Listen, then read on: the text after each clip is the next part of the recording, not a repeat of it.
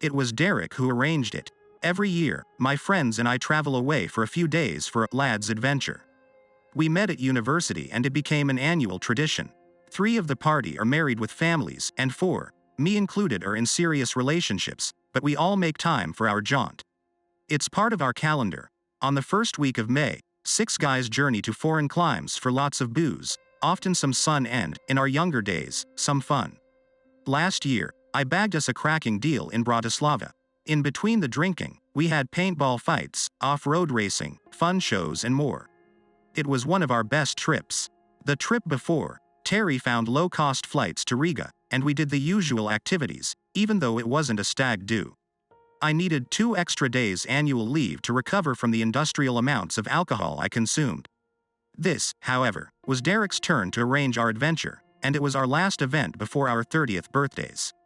The rules were that our break could be no more expensive than the previous year's trip, plus inflation. Derek was coy about where he had booked, but he had a budget of £613 per person, and he promised he had come in under that. We each had around €300, spending money, too. We flew to Zagreb and then took a bus to the Croatian coast. I fell asleep after the flight, but the coach was raucous with a few stag dos and several hen dos. The venue tour guide served alcohol, and this lowered inhibitions as I dozed on the journey. Our destination was an enclosed resort, with a private beach and jetty. The travel company had exclusive use of the hotel for the week, and from the outside, the 4-story complex looked appealing. Balconies in every room, 2 sparkling blue pools and both breakfast and dinner included. We could upgrade to the all-alcohol pass for €15 per day. That gave us unlimited local beers, spirits and wines, and we happily traded a fifth of our spending money for unrestricted booze while we were on site. We aren't running the clay shooting trip, unfortunately. The receptionist said, reading from her notes. Derek had made a reservation before we left London Luton Airport. But we have 6 spaces on the drinks boat tomorrow, if you're interested. It sets off at 10, goes to a secluded cove and there's drinking games, lots of rudeness and swimming. Lunch, alcohol and the boat are all included. It's €10 per person. €10? I asked. That's really cheap for boat, booze and food. What's the catch? She pouted at my query but addressed her next comments to Terry and Derek, already tipsy from the booze on the coach. We balanced the men and women to be 50-50 and one of the stag parties dropped out. So we have 6 male tickets left. We're in, the tour organizer replied. He and Paul were the only single members in the group and he swapped €60 for 6 flimsy coral blue swimming shorts with accompanying plastic drawstring bags. It's just an accident waiver from the excursion company, she said and thrust an agreement in front of him. Before I could read the several paragraphs of legalese, my friend had signed it and tossed it back to her. These swimming costumes are your tickets. You need to wear these and go to the jetty for 10. I believed a cunning receptionist had scammed us, but we had a few drinks, then dinner, a few more beers, and watched one of the hen parties run around the pool for a dare before turning in for the night. I had to share a twin room with Barry, and I messaged my fiancée on my phone to tell her we had arrived safely. She didn't respond. I knew what she thought of our annual excursions. The following morning, we had breakfast, and dressed in just our blue shorts. It was a warm day and I slapped a sheen of waterproof sun cream on my skin before we walked to the jetty. Dozens of other revelers waited, all wearing the same small, flimsy swimwear. The women in the bikinis looked good. The tight, gossamer garments hid little, but a large 3-floor boat pulled alongside the harbor and we clambered aboard. The British captain didn't check our tickets or our names. The presence of the blue shorts was enough proof that we had purchased a ticket for his jaunt. We stowed our phones, hotel keys and personal items in lockers at the back of the boat and I had a band, with a key, around my wrist, as we pulled away from the resort. The atmosphere on deck was bawdy and raucous. Women and men flashed their figure as the organizers provided us with multiple bottles of beer for the short 40-minute journey to our destination. Nestled between the cliffs was an isolated white sandy beach, impossible to reach from the land, but easily accessible via the sea. The boat dropped anchor, 30 meters away from the deserted splash of sand. We saw people on the shoreline, and the suave captain used his PA system to tell the revelers to wade to the shore.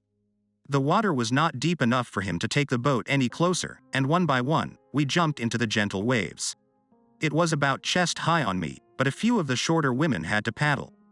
The company had set up a mobile bar with buckets and buckets of beer, wine and spirit, on the sand, alongside 8 5-foot-high black pillars with letters on them. We realized as we reached the sandbar. The swimming clothes we had worn had dissolved. The shriek as the first woman comprehended her situation, standing in the water and holding her hands over her. The guy beside her showed her it was not a freak accident. The clothing fastened to my waist became just a few rags, rapidly dissolving in the salty seawater. Completely naked, I stepped onto the sand, looking at the mixture of emotions around me. Some, particularly the larger women, had fear and anxiety etched on their expressions as they took in their friends' bare bodies. Those worries about their body shape were not dampened by a few glasses of cheap alcohol, and the captain's trick had plunged them into their worst nightmares. Some, mostly those who had drunk the most, laughed raucously and boisterously at the sudden and unexpected situation. They splashed in the water and openly ogled those around them. An array of excitable voices and cries surrounded me. Lovely figures, love, show us your figure, look at that, heck me, that's from the 80s. He's tiny, and he's massive, wow, Derek whooped. None of my party seemed worried by the sudden turn of events as we all admired all this. It's better than going to a club, he remarked, staring at the young woman using her arms to hide her figure. Love, your figure is amazing, he said. You're good. She blushed at his candor. Most of the attendees, however, were a little shocked and uncertain. Not sure how to respond to their abrupt and surprising situation. I padded onto the soft beach, as the captain, a young topless man in a white sailor hat and white swimming shorts, bounded through the water, calling us to him. Come on, let's get some games going. First, let's pair you up. But I'm naked, a girl shrieked. I know, he laughed. I can see, but you all are. Now, lads with me, girls with Zelko. He gestured to his colleague, stood beside the large portable table, and shuffled a set of cards in his hand. Boys, come grab a card from me. Do not say or show your number to anyone. He waved us towards him and he passed me a laminated rectangle as I approached.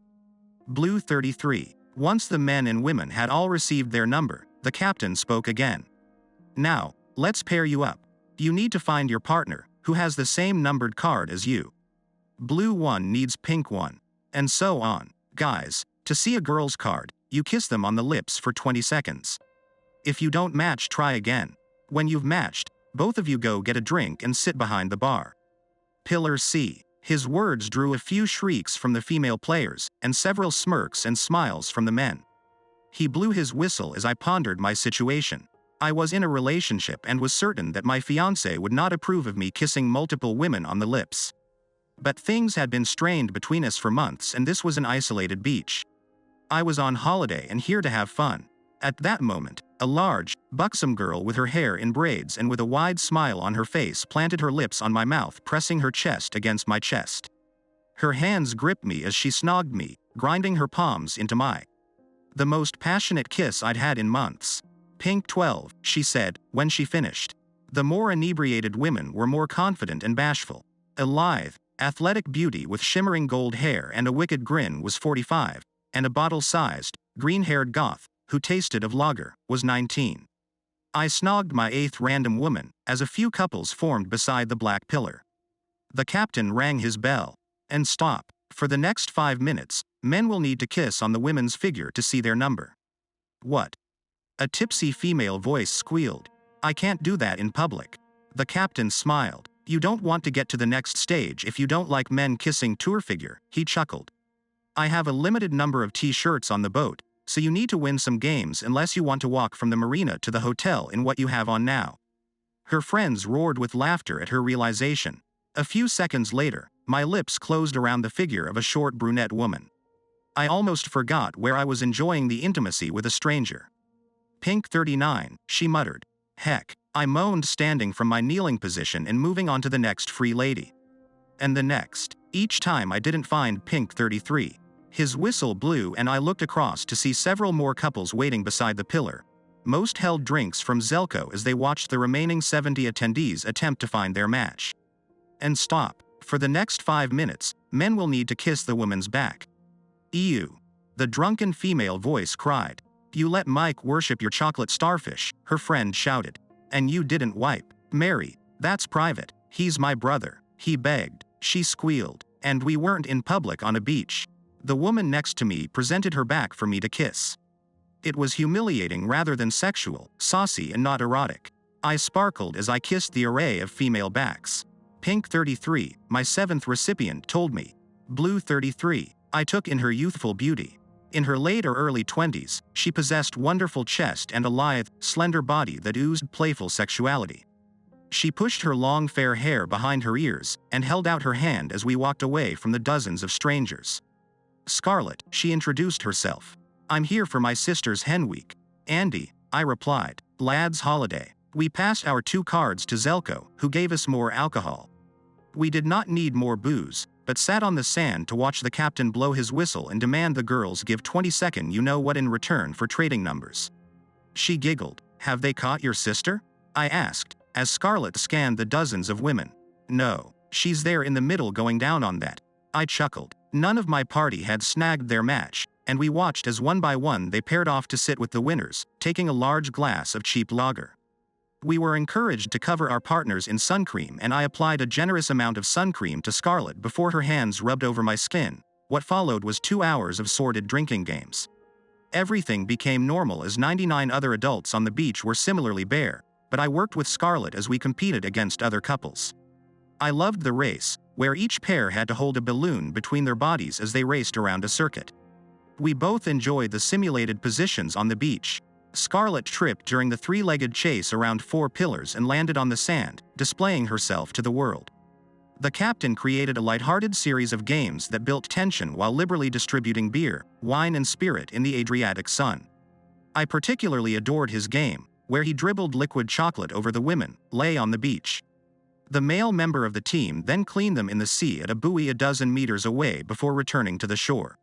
A race. My lips swirled around Scarlett. I didn't care about the race. I had consumed all the chocolate, but I feasted on my partner. I was not the only man who had surrendered the game to perform you-know-what. Scarlett was not the only woman who stopped caring about the captain's contest. My left hand touched her looking for her consent. Her body tensed. She sat up on the sand, panting, with a beaming smile. Shall we go finish the race? I looked around us. Several couples had completed the task, and we waded into the sea to wash Scarlett's sticky skin free of the chocolate. Make sure to like this video if you want the next part of the story.